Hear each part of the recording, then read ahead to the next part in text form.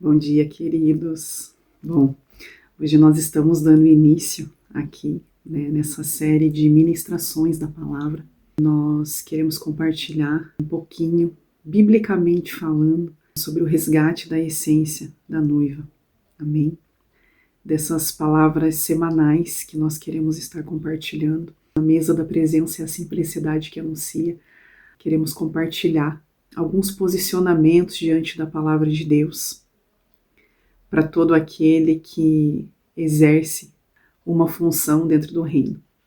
E no decorrer da ministração, queridos, nós vamos entender que essa função, ela não cabe a uma pessoa específica. Ela não tem a ver com o título, ela não tem a ver com um rótulo, ela não tem a ver com cargo, mas ela tem a ver com todo o reino de Cristo em movimento, através do céu sendo manifesto na terra, nós como a igreja do Senhor. E hoje eu quero compartilhar com vocês aqui um pouquinho sobre os levitas. Eu quero contextualizar, você que talvez está começando a ler a Bíblia agora, talvez você ainda não conheça na profundidade, na raiz daquilo que nós vamos tratar aqui nesse dia. Então eu quero contextualizar você e já convidar você realmente a ser alguém apaixonado pelas Escrituras Sagradas, alguém que busca se aprofundar, busca ser bíblico, em tudo aquilo que você for fazer. Amém? A palavra de Deus nos mostra ali que os levitas, eles eram ali israelitas, da tribo de Levi, e essa tribo, ela foi ali no Antigo Testamento, a tribo escolhida por Deus para cuidar ali do templo, guiar o povo na adoração a Deus. Então, eles faziam todo tipo de trabalho ligado ali ao templo de Deus. Nós vamos ver no decorrer ali das Escrituras Sagradas, nós vamos ver que quando o templo foi construído ali em Jerusalém, no Templo de Salomão, nós vamos ver ali que os levitas, eles tinham assumido várias outras funções ligado ali aos trabalhos no templo. Então nós vamos ver ali, muitos foram designados como porteiros, guardas, professores que ensinavam da lei de Deus para o povo, administradores, músicos, líderes de louvor. E isso é muito familiar com aquilo que nós hoje conhecemos pela igreja em si. Igreja que eu digo templos. Isso tem tudo a ver com aquilo que nós, com todo o formato daquilo que nós vemos até os dias de hoje. Amém? Quando nós vamos lá para o livro de Números, no capítulo 8, eu quero ler alguns versículos com você, mas alguns versículos, e mesmo assim eu convido você depois a ler todo o capítulo, para que você possa entender todo o contexto daquilo que está sendo ministrado aqui nesse dia, amém? E a palavra de Deus fala assim, capítulo 8, do verso 5 em diante, eu vou ler alguns versículos aqui, nós vamos falar sobre a consagração dos levitas, amém? E a palavra de Deus fala assim no verso 5, disse mais o Senhor a Moisés, toma os levitas do meio dos filhos de Israel e purifica-os. Assim lhes farás para os purificar. Asperge sobre eles a água da expiação e sobre todo o seu corpo farão passar a navalha. Lavarão as suas vestes e se purificarão. Verso 14. E separarás os levitas do meio dos filhos de Israel. Os levitas serão meus. Depois disso entrarão os levitas para fazerem o serviço da tenda. Ou seja, eles faziam após o quê? Após a sua separação, após lavarem as suas vestes, após se purificarem. Amém? É isso que nós vemos aqui, o texto citando. Então aqui, na Antiga Aliança, existia ali, claro, todo um ritual da consagração, algo santo, algo bíblico, na consagração dos levitas, amém? E depois nós vamos ver na Nova Aliança como que isso se deu, tá? Verso 15. Depois disso entrarão os levitas para fazer o serviço da tenda da congregação, e tu os purificarás e por oferta movida os apresentarás. Verso 21. Os levitas se purificarão e lavarão as suas vestes. E Arão os apresentou por oferta movida perante o Senhor e fez expiação por eles para purificá-los. E depois disso chegaram os levitas para fazer o seu serviço na tenda da congregação perante Arão e seus filhos, como o Senhor ordenara a Moisés acerca dos levitas, assim lhes fizeram.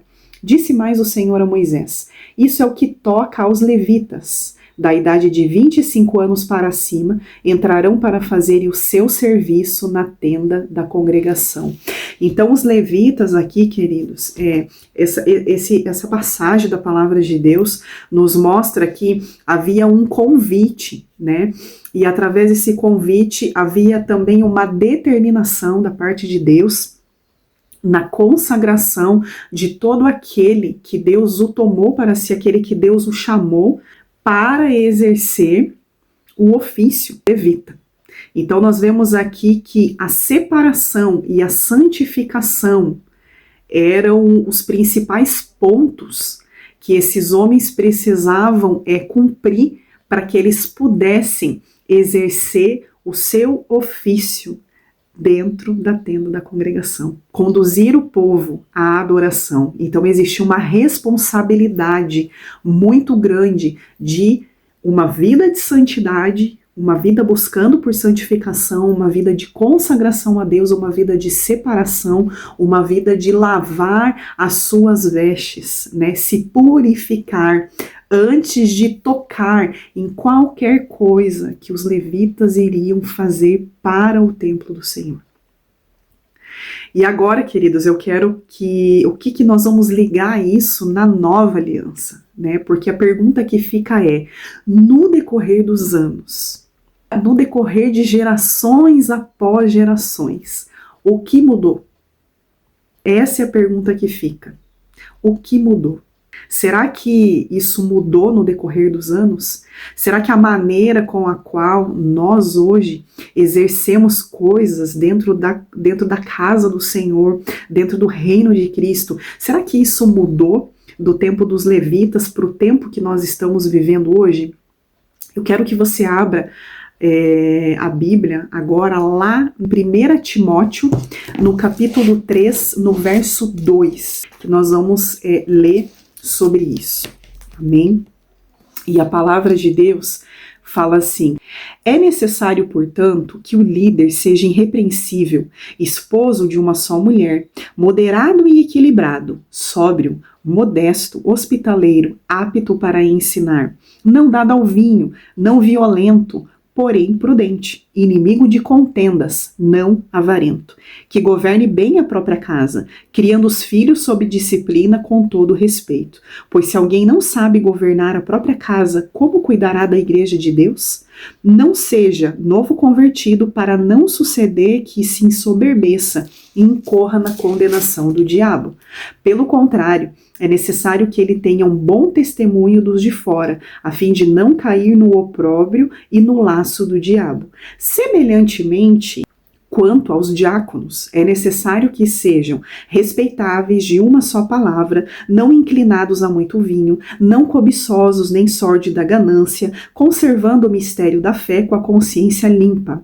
Também sejam esses primeiramente experimentados e, se mostrarem irrepreensíveis, exerçam o diaconato. Da mesma sorte quanto as mulheres, é necessário que sejam elas respeitáveis, não maldizentes, temperantes e fiéis em tudo.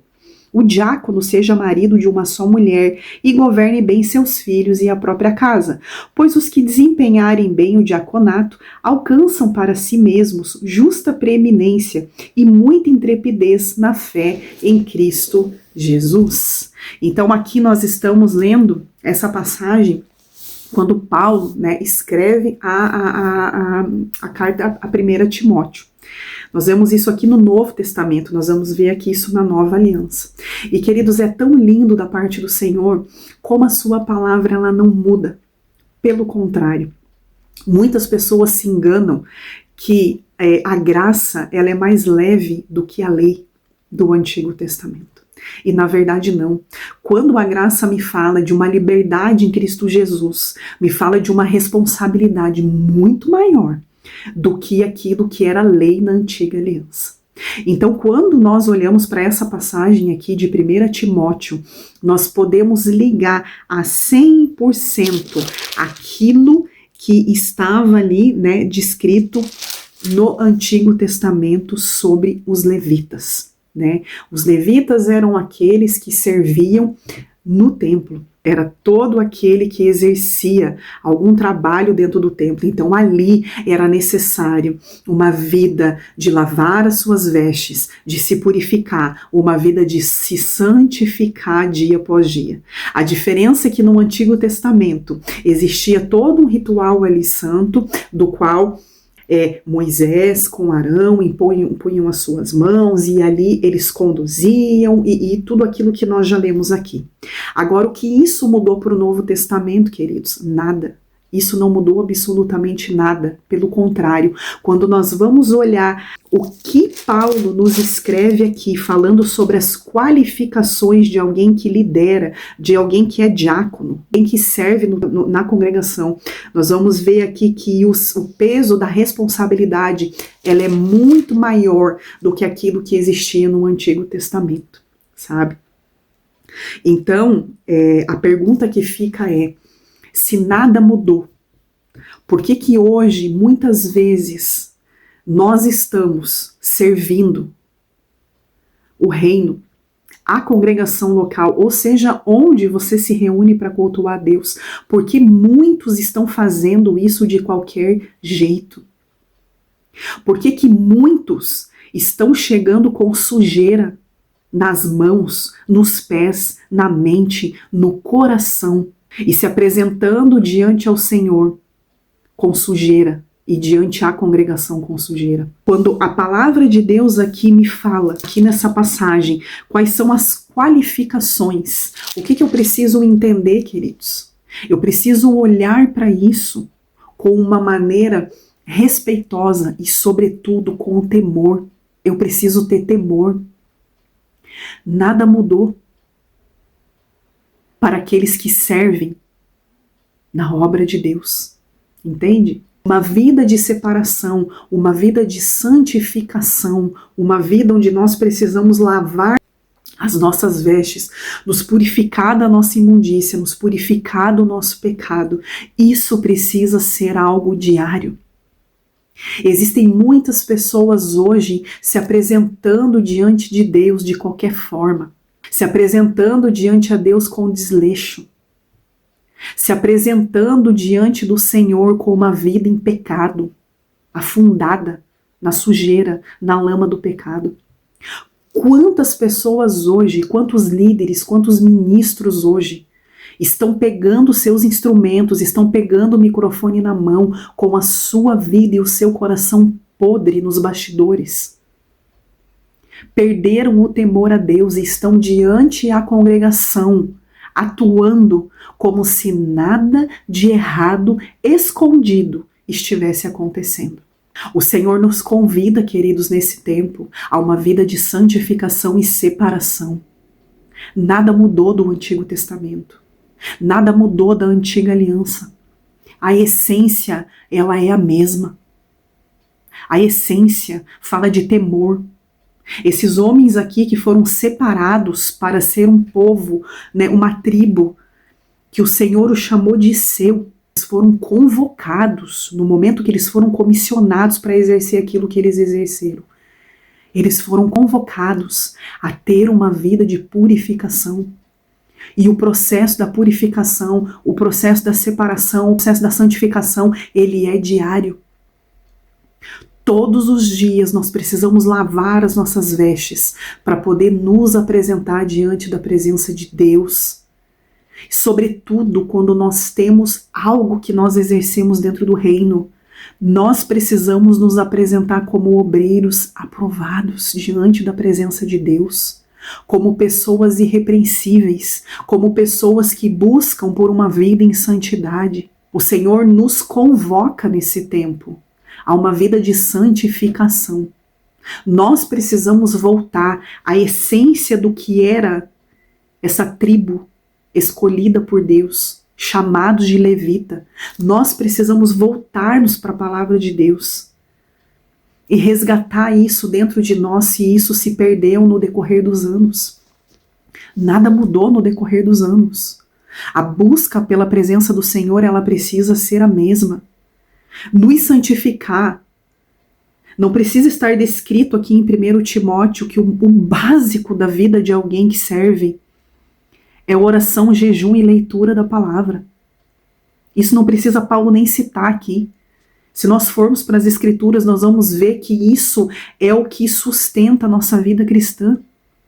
É quando nós temos uma vida diária, dobrando o nosso joelho no nosso quarto secreto, buscando a presença do Senhor, chorando e clamando, com o rosto no pó, pedindo perdão ao Senhor todos os dias, com o coração em arrependimento pelos nossos pecados dia após dia. O pecado precisa nos constranger, queridos. O arrependimento, ele precisa fazer parte dos dias da nossa vida quando pecamos, quando erramos. Existem pessoas hoje que estão exercendo, estão trabalhando para o reino de Deus, vivendo uma vida em pecado, e não há arrependimento. Pessoas conformadas em viver com a sua vida na podridão e estão lá servindo e fazendo com sua própria força, porque isso não gera fruto. Isso pode enganar algumas pessoas durante algum tempo, mas os olhos do Senhor, ele está passeando por toda a terra. Os olhos do Senhor estão sobre todo lugar. Nada fica oculto diante dos olhos do Senhor. Até aquilo que é cochichado nos ouvidos. Haverá um tempo que isso será gritado nos telhados. Haverá juízo. Haverá denúncias.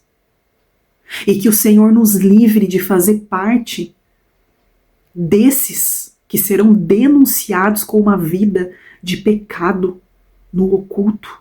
Quando nós olhamos aqui para essa palavra de 1 Timóteo, nós vamos ver que lá em 2 Pedro capítulo 2, no verso 9, nós vamos ver que a Bíblia coloca uma profundidade maior nessa responsabilidade de santificação e de separação.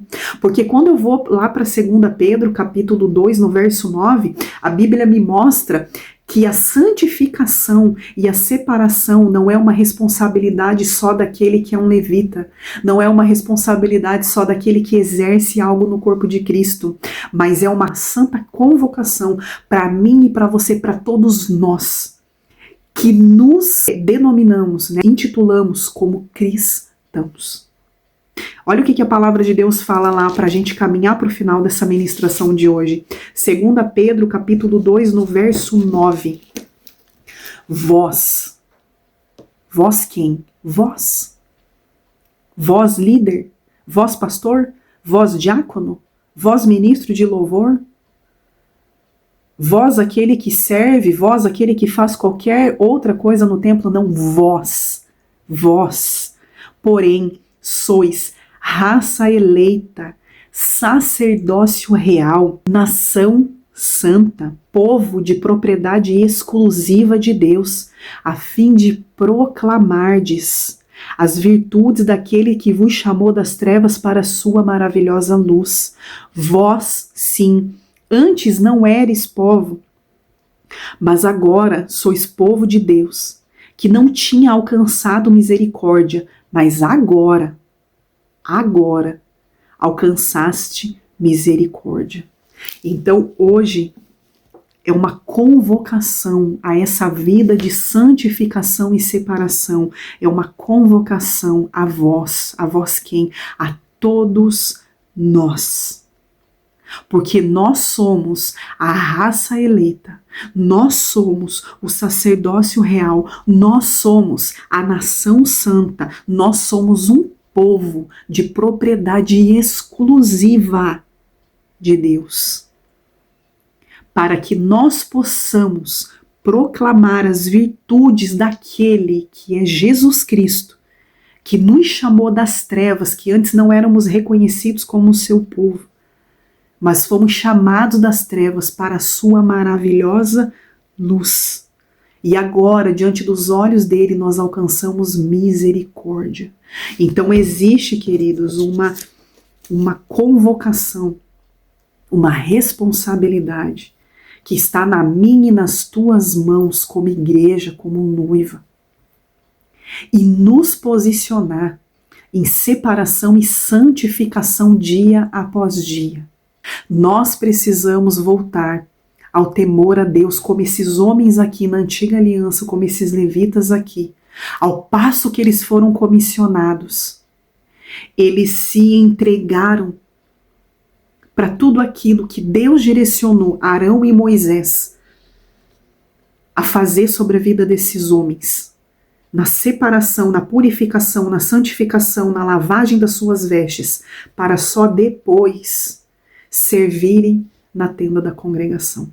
E nós precisamos entender isso, queridos. Hoje eu e você,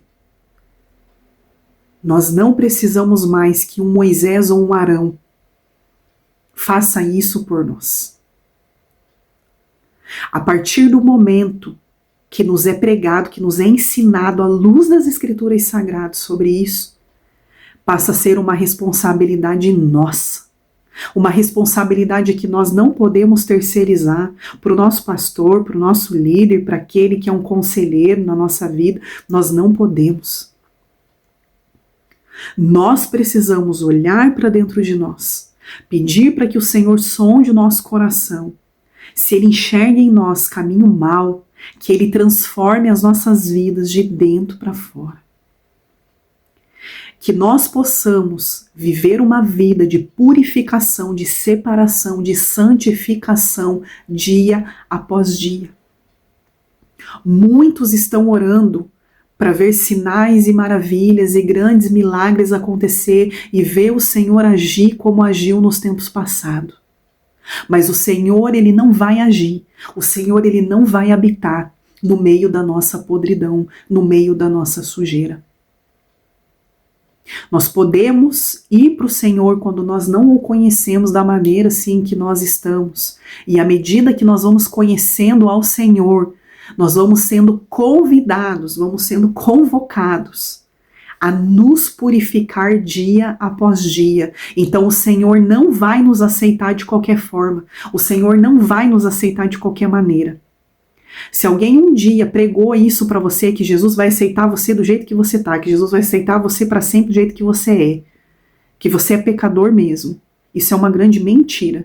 E a palavra de Deus está aqui para poder desmentir isso que foi inventado no decorrer dos anos, para poder mascarar uma vida de pecado. Se nós somos a nação escolhida, eleita, se a palavra de Deus fala que nós temos que ser imitadores de Cristo, Cristo é santificado, Cristo é separado.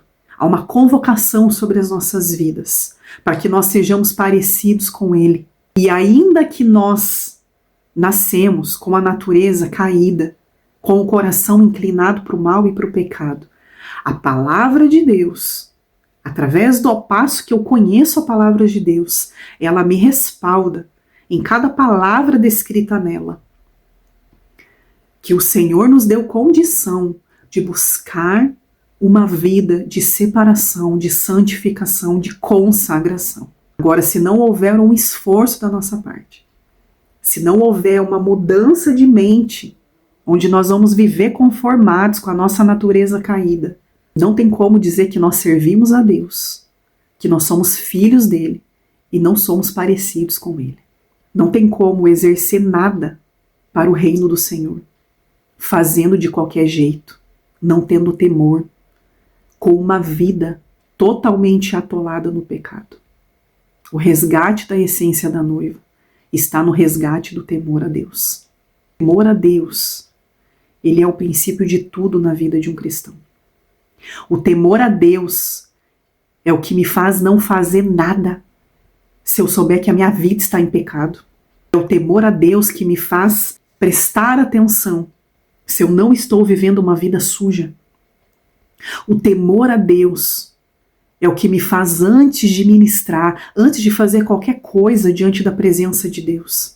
É primeiro entregar para Ele tudo aquilo que eu for fazer e pedir com que Ele me limpe, com que Ele me purifique. O temor a Deus me faz querer ser uma mulher separada, santificada, consagrada ao Senhor todos os dias da minha vida. A minha mente, o meu coração, os meus pensamentos, aquilo que sai da minha boca, as minhas atitudes, as minhas ações, as minhas reações, elas precisam comunicar uma consagração, uma santificação, uma purificação, uma separação diária diante da presença do Senhor. Para que isso possa transbordar diante da vida daquele que está à minha volta. E nós cremos que na mesa da presença é a simplicidade que anuncia. Porque a palavra de Deus, ao passo que ela é complexa em alguns aspectos, mas em outras ela é muito simples.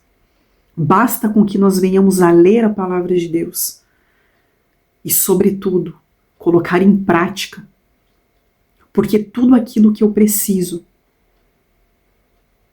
para ser um obreiro aprovado diante da presença de Deus, um levita aprovado diante da presença de Deus, está descrito na palavra de Deus. Agora, se eu não leio, se eu não medito, eu pereço pela falta do conhecimento na palavra de Deus. Então o Senhor tem nos convidado nesse tempo a nos separar, a nos santificar, através da oração, do jejum, da leitura da palavra de Deus. Nós precisamos voltar às Sagradas Escrituras. Não tem como levar qualquer coisa dentro do reino de Deus para frente sem ter uma vida de um devocional diário diante da presença de Deus. Uma vida de consagração, de separação.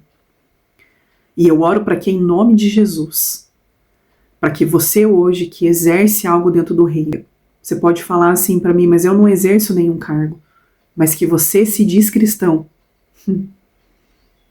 Eu oro para que, em nome de Jesus, para que você possa entender que essa palavra é para você. Não fica pensando, fulano tinha que estar aqui ouvindo essa palavra. Não, essa palavra é para você. Essa palavra é para mim. Essa palavra é para todos nós que devemos zelar e amar a Cristo como noiva. Uma noiva que se santifica, uma noiva que se purifica dia após dia, aguardando a volta do noivo.